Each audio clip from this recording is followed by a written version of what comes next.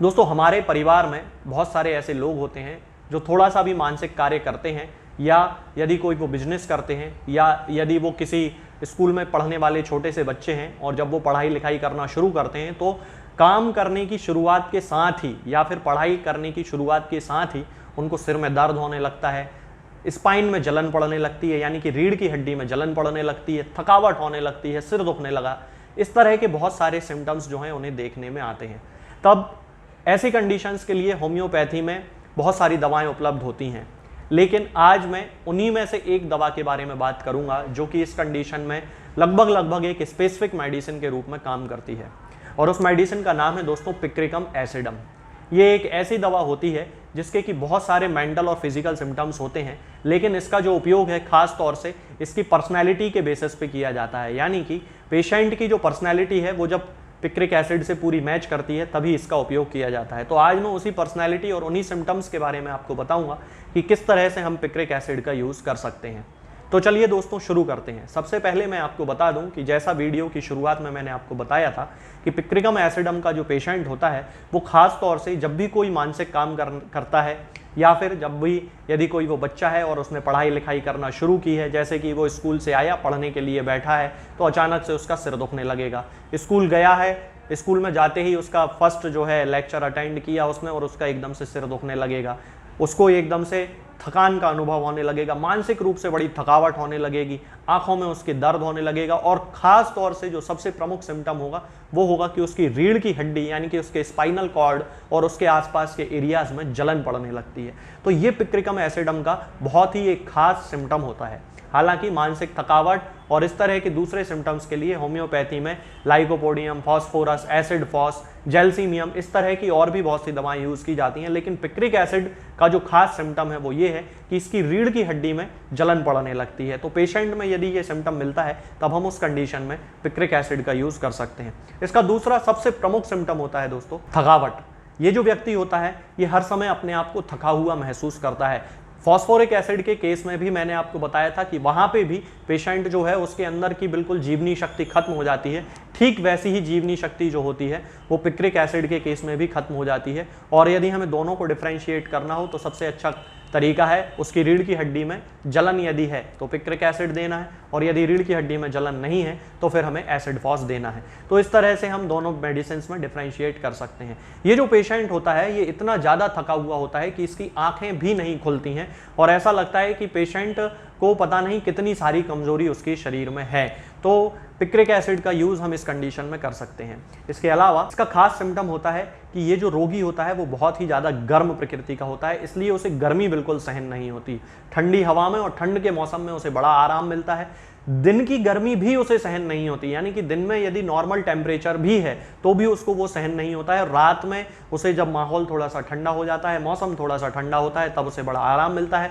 सोने से उसके जो सारे सिम्टम्स होते हैं वो कम हो जाते हैं, बहुत ज़्यादा रिलीफ उसे सोने से मिलता है। इसके साथ साथ ही ये जो पेशेंट होता है ये इतना ज्यादा थका हुआ होता है कि दिन भर इसे जमाई आती रहती है, यानी कि ये यॉर्निंग करता रहता है। होम्योपैथिक दवाओं को खाने का सबसे अच्छा तरीका होता है कि हम हमेशा खाली पेट इन दवाओं को खाएं। नींद की जिन दवाओं को दिन में केवल एक बार खाना है उन्हें सुबह खाली पेट खा लेना चाहिए। मुंह में अच्छे से कुल्ला करके, गार्गल्स करके मुंह को साफ कर लेना चाहिए, और उसके बाद हमें होम्योपैथिक दवाई खा लेना चाहिए। ये जो मेडिसिन है जिन दवाओं को दिन में 2 बार या 3 बार या 4 बार खाना होता है, उन दवाओं को खाली पेट खाने का मतलब होता है कि हम उन दवाओं को खाने के लगभग आधे घंटे पहले या फिर 2 से 2.5 घंटे बाद ही खाएं। और उस स्थिति में भी हमारे मुंह में किसी भी वस्तु का, किसी भी चीज का स्वाद नहीं होना चाहिए, ना ही हमारे मुंह में किसी भी चीज की गंध होना चाहिए, जिससे कि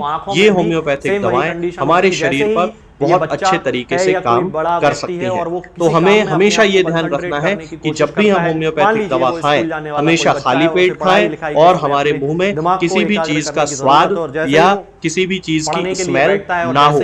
अब बहुत सारे लोग ये सोचते हैं कि हम कच्चा प्याज खा सकते हैं, या अदरक खा सकते हैं, या हींग खा सकते हैं, या इलायची खा सकते हैं या नहीं। बिल्कुल आप इन चीजों का इस्तेमाल कर सकते हैं। होम्योपैथिक दवाओं को खाते समय आप इन सभी चीजों को बड़ी आसानी से खा सकते हैं। बस याद ये रखना है कि जब भी आप होम्योपैथिक दवा खाएं, इनमें से किसी भी वस्तु का, किसी भी चीज का स्वाद आपके मुंह में ना हो। यानी कि जब भी आप इन्हें खाएं तो इनके खाने से या तो आधे घंटे पहले होम्योपैथिक दवा खा लें, या फिर इन्हें खाने के 2-2.5 घंटे बाद, जब कि आपने मुंह में अच्छे से कुल्ला कर लिया हो, अच्छे से गार्गल्स कर लिए हो, तब इन होम्योपैथिक दवाओं को खाएं। तो आपको हमेशा होम्योपैथी के सबसे अच्छे रिजल्ट देखने को मिलेंगे। लोग गलती यही कर देते हैं कि वो प्याज खाना छोड़ देते हैं, कच्चा प्याज, लहसुन, अदरक, हींग सब खाना छोड़ देते हैं, लेकिन फिर भी उनको मुंह में सफाई ना होने के कारण होम्योपैथिक दवाओं का अच्छा रिजल्ट देखने को नहीं मिलता है। ये होम्योपैथिक दवाएं आपको किसी भी ऑनलाइन फार्मेसी पर या आपके घर के नजदीक किसी भी होम्योपैथिक मेडिकल स्टोर पर बड़ी ही आसानी से उपलब्ध हो जाएंगी। ये दवाएं हर होम्योपैथिक फार्मेसी पे उपलब्ध होती हैं, हर ऑनलाइन फार्मेसी पर उपलब्ध होती हैं, इसलिए आप वहां से इन दवाओं को प्राप्त कर सकते हैं। निरामय होम्योपैथी क्लिनिक से ना ही किसी मरीज को कोई दवा बेची जाती है और ना ही कोई दवा भेजी जाती है। इसलिए अपने नजदीकी होम्योपैथिक मेडिकल स्टोर या ऑनलाइन फार्मेसी से ही इन दवाओं को प्राप्त करें। तब ये सारे सिम्टम्स को कवर करती है। मेल जेनाइटल सिम्टम्स पे भी ये बहुत अच्छा सा काम करती है। और इस तरह के जो सिम्टम जिनमें कि प्रीएपिज्म जैसे सिम्टम या लैसिवियस थॉट आने की शिकायत होती है, यानी कि अश्लील विचार आने की और कंटिन्यू जो है इरेक्शन की शिकायत होती है, तब उस कंडीशन में ये मेडिसिन बहुत अच्छा काम करती है। तो आज के इस वीडियो में दोस्तों फिलहाल इतना ही। आगे के वीडियोस में हम बात करेंगे कुछ नई बीमारियों के बारे में और उनकी होम्योपैथिक दवाओं के बारे में। तब तक के लिए जय हिंद, जय भारत। दोस्तों, इस दवा पिक्रिकम एसिडम को हमें 30 पोटेंसी में लेकर आना है और इसकी 2-2 बूंद सुबह और शाम हमें पेशेंट को देना चाहिए।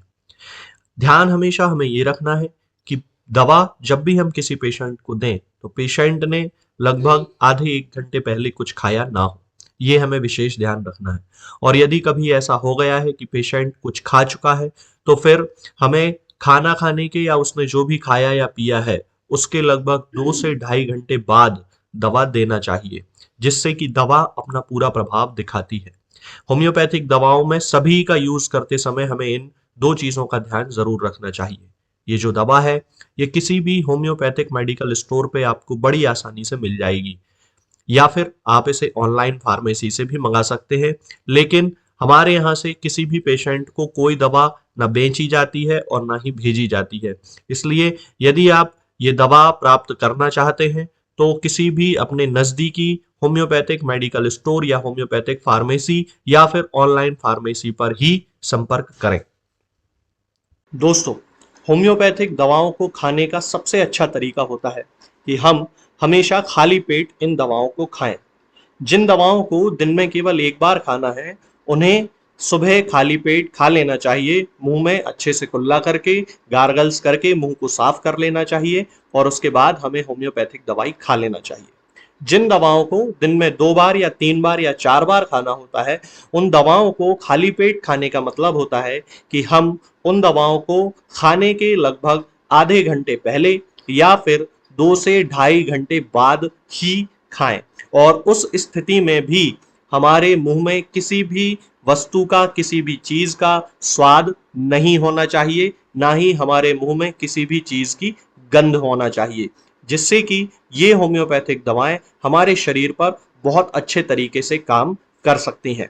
तो हमें हमेशा ये ध्यान रखना है कि जब भी हम होम्योपैथिक दवा खाएं हमेशा खाली पेट खाएं और हमारे मुंह में किसी भी चीज का स्वाद या किसी भी चीज की स्मेल ना हो। अब बहुत सारे लोग ये सोचते हैं कि हम कच्चा प्याज खा सकते हैं या अदरक खा सकते हैं या हींग खा सकते हैं या इलायची खा सकते हैं या नहीं। बिल्कुल आप इन चीजों का इस्तेमाल कर सकते हैं। होम्योपैथिक दवाओं को खाते समय आप इन सभी चीजों को बड़ी आसानी से खा सकते हैं।